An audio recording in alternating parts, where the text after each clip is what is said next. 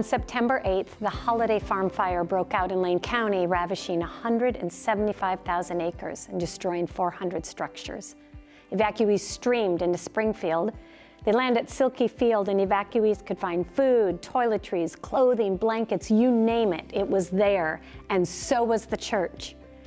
There was a prayer table set up right alongside mental health workers, and it was staffed hourly with Jesus people, listening, praying, bringing comfort and care. This was our community. These were our neighbors.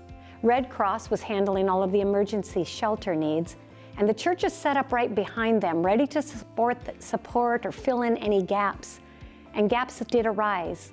Churches opened up space in their building for people to sleep. Churches provided parking for campers or cars. There were churches that paid for rooms in hotels. Individuals offered vacant rental properties and trailers for evacuees. And some church members opened up rooms in their homes for displaced people. We made the most of these phone calls and texts to each other. As leaders, we were nimble and connected, and we trusted each other to make decisions in the moment, and even risk together to some extent.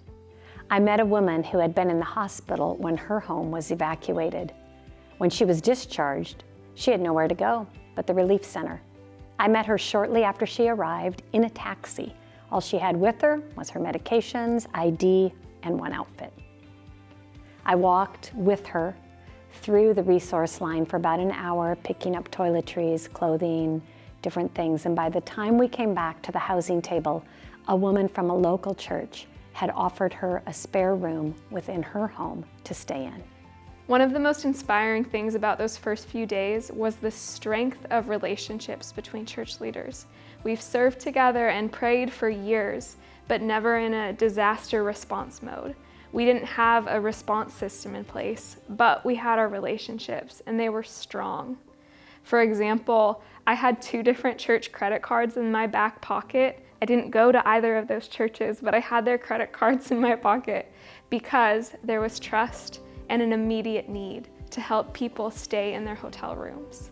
Because we had a history of serving together, and we trusted each other to make decisions on a moment's notice. The next opportunity we had together to serve was offer ash outs, which is sifting through the debris of burned homes looking for valuables. And again, leaders had never performed ash outs before, but we all showed up and figured it out together. And we all had this one common goal: to help homeowners grieve and to bring a small measure of healing through an extravagant act of love. We knew after these immediate responses to the fire that as pastors and churches, we wanted to be a part of the long-term rebuilding. So together with Lane County and local Blue River and Vida residents, we decided that the first step to rebuilding could be to have a shed placed on the property. A shed where people could store their tools, maybe some belongings, maybe to have a place out of the rain if they were working on rebuilding on their property. So a new collaboration, Sheds of Hope, has started. We've already built 16 and have commitments for 48, and we're looking to join together with the community to help local residents up the McKenzie River Valley to take this first step in rebuilding. We're grateful for the 48 sheds that have already been committed to, and we're looking forward to partnering with even more people to bring hope to more residents who lost their homes in the McKenzie River Valley. Hope is alive in Lane County. In a year like no other, from COVID to racial tension and pain, to schools and families doing distance learning, to wildfires, what more could there be? And yet, through a unified, praying, relational group of Jesus followers, hope continues to be on the rise and overflowing in our community.